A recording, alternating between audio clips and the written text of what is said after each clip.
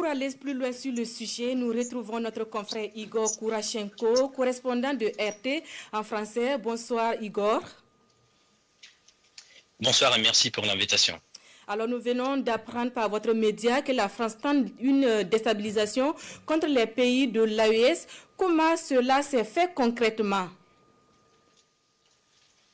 Oui, alors hier, le service russe des renseignements extérieurs a publié un communiqué où il a parlé des tentatives de la France de déstabiliser la région, mais aussi d'avoir une revanche politique en Afrique. En effet, on voit une certaine baisse de l'influence française en Afrique et moi-même, j'ai fait pas mal de pays africains et dans mes échanges privés et publics avec les responsables africains, avec les gens ordinaires, avec le milieu d'affaires, eh bien, on constate le manque de la volonté de la France de coopérer sur la base gagnant-gagnant. Et ça se voit presque dans tous les domaines, mais au-delà de cela, il faut dire que c'est en fait l'écho du passé colonial, car vous savez qu'actuellement, ce passé colonial n'a rien à voir avec la réalité et on voit bien que les pays africains aspirent à une indépendance totale, à avoir une souveraineté pleine et assumée. Je pense que votre pays est un bel exemple, mais au-delà de cela, il faut dire aussi que beaucoup de pays, notamment le vôtre, le Mali, le Niger, le Sénégal, le Tchad, ont demandé le départ des troupes françaises. Puis on voit aussi des manifestations anti-françaises dans certains pays africains. Et puis regardez comment ils essaient d'influencer dans le domaine médiatique. Il y a, je pense, quelques jours, le média français Jeune Afrique a été interdit au Mali pour apologie au terrorisme.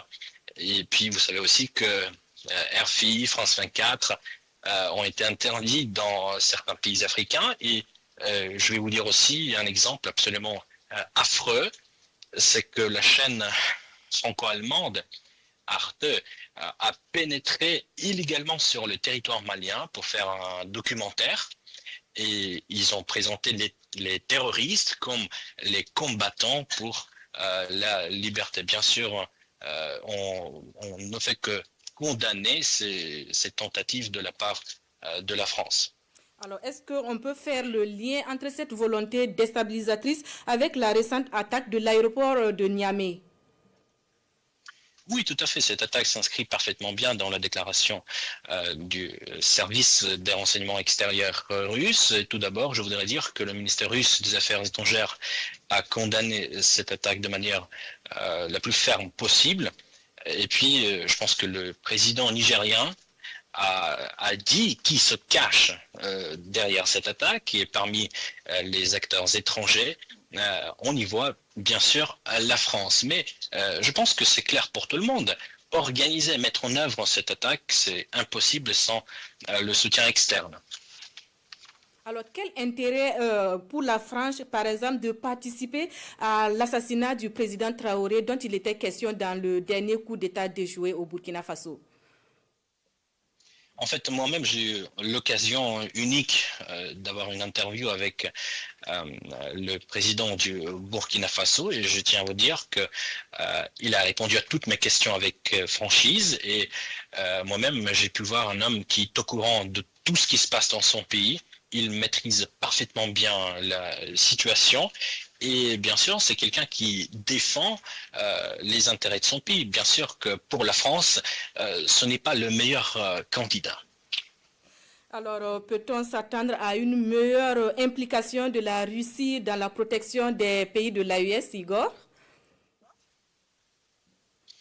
Mais alors, en fait, tout ce qui est militaire, vous savez que les négociations se déroulent dans la plupart des cas à huis clos.